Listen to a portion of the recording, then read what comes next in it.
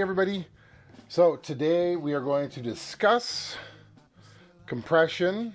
Doing it a little differently though. Now if you are like me, you're recording everything by yourself. You're not working with anybody else. And one of the biggest things that I find is that I don't generally use compression or gates when I'm recording drums, and the main reason is because it affects too much for me. I can't, because I'm playing the drums, I can't really listen to them, and I can't keep going back and forth and trying to get the drums where I want them. So I'm starting, like I said, this is my year of drums. This is my year of trying to get better at drums. And so I am recording a new song, trying my hand at surf rock. I've just got this idea and I want to try it, see how it sounds. And so what I have done is I recorded the drums with no compression, no gates, nothing. And so afterwards I went and I threw it and I used through the effects loop. I'll show you how I did it.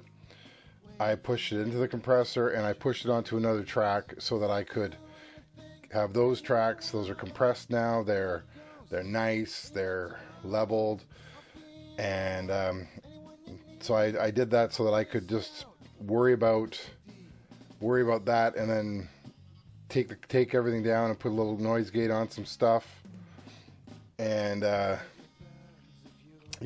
work it that way, as opposed to trying to do it while I'm recording. Because everything's in this room, so I can't really differentiate. So I have to go with the flow and deal with it when I can. So let's switch over to my screen here. So now we are going to be talking about tracks 13, first off, 13 and 31. So the thing about 13 and 31 is they're 13 is uncompressed and 31 is compressed. And those are the overhead mics.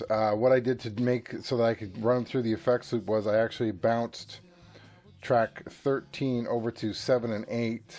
It's not there anymore. I've been recording other stuff on top, but I can actually clear the bus now. So I have been recording other stuff over 7 and 8 now. It has guitars on it. I think it might have bass.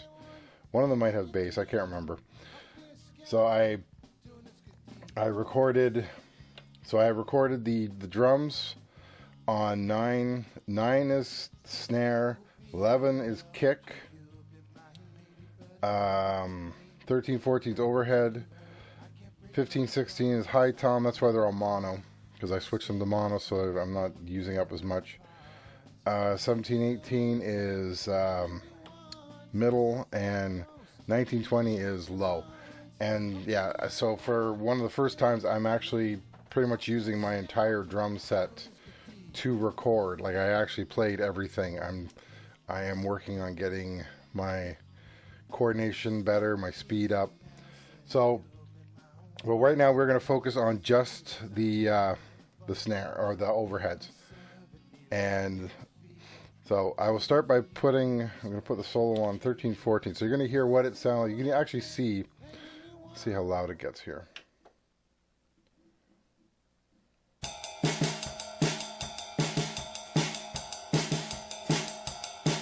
So as you can see, it was spiking on 13 and 14. And so yeah, so it's peaking. It's just hitting it. And if you look over at the very last one, 31, it's not spiking anymore. So I'll switch it halfway through. You'll be able to tell the difference.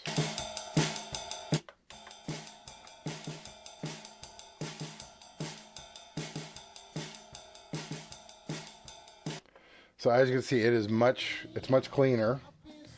It definitely sounds nice. It's everything's in a nice volume level.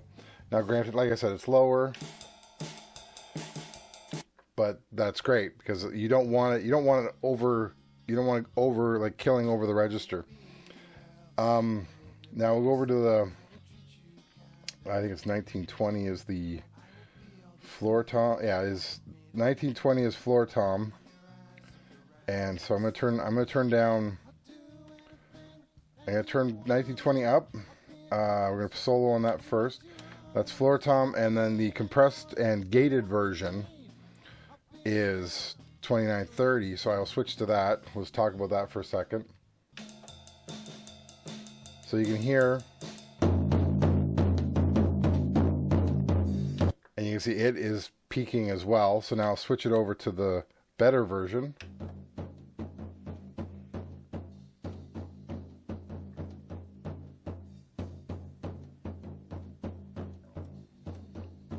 Just waiting for it to die out. So as you can see, now that I've gated it, it doesn't have, it still has a little bit of background noise, but it's not as demanding as like 19 and 20 is there. So I did this with all of them, and I'll show you the snare was also a bad one, so we'll do that one next. So that's 9, 10, and 20, 21, 22, and I will play the bad version first.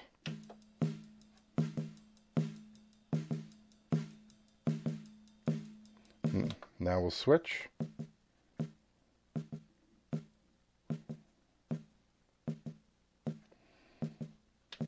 So as you can see, it sounds much better. I've gotten rid of, I've cleaned it up. I've brought it more into, like if you look at from everything from 21, 22, or 31. I'm starting it over, sorry. But you can see it's all nicely leveled. It's not freaking out. Now, like I said, 5, 6, 7, and 8. Don't worry about them. They don't count in this. It's 9, 2, 20 for the first part. But as you can see, it's been cleaned up. Now, how did I do this? Okay, so I'm not going to redo it. I'm just going to show you how I did it. So I run from my effect sends into my noise gate. My noise gate expander. I have a DBX 266 XL. The XL stands for XLR because the other one didn't have it. I had a 266, which was just 1/4 inch. That one passed away a while back. It passed away before I started getting back into this stuff. So, yeah. So and so what I did was I ran it through, and then I brought it back in over onto a track. So simple, AB was assigned. So simply go and I would set up. So, for instance, when I was doing the, we'll just say I'm doing the floor tom. So I'm doing 2930, so that's floor tom. So I set up as A, so it lights up. So now it says A is assigned to it. So A is channel 1 on the DBX. There's 2 channels, so I can do A and B. I did that when I did the overheads. I did it A and B. So if I did, like when I did 31, 32, I did A and B. Then I go on to, let's see, then I go on to my tom track, which was 1920. So I go over to mixer, 1920. I didn't even bring it up. Don't even bother bringing this up.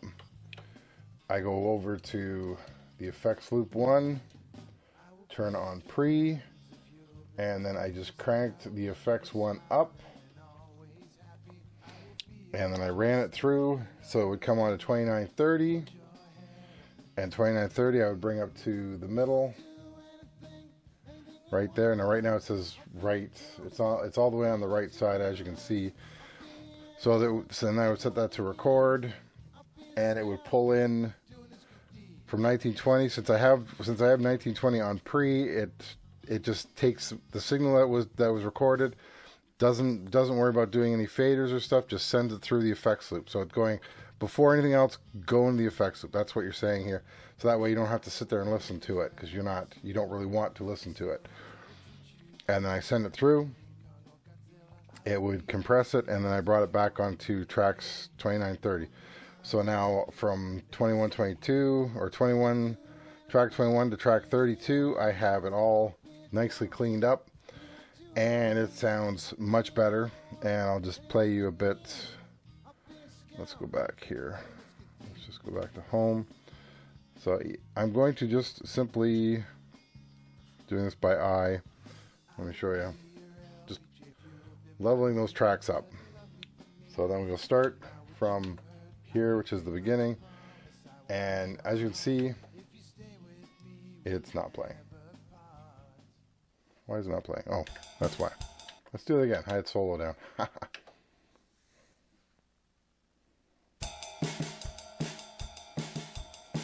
So you can hear the compression take effect. And all the channels are up right now.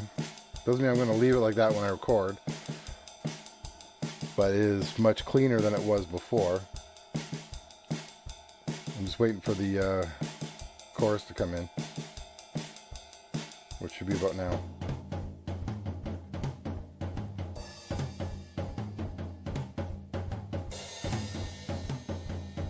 So if you look,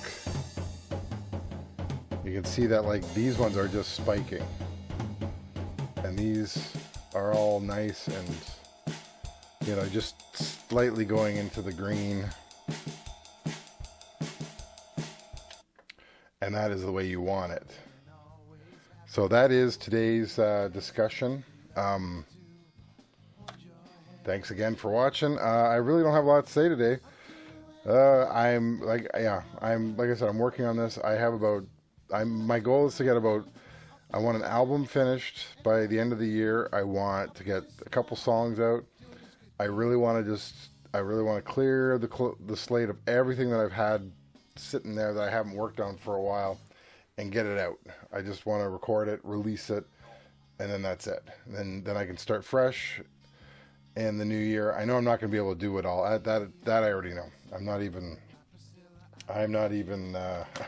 worried about it. So, but that's my goal. I'm hoping that this one will be out by sometime in April, what I'm working on right now, and I have a video concept in mind for it. And yeah, so thanks again. Talk to you later. Bye. Doing this good deed.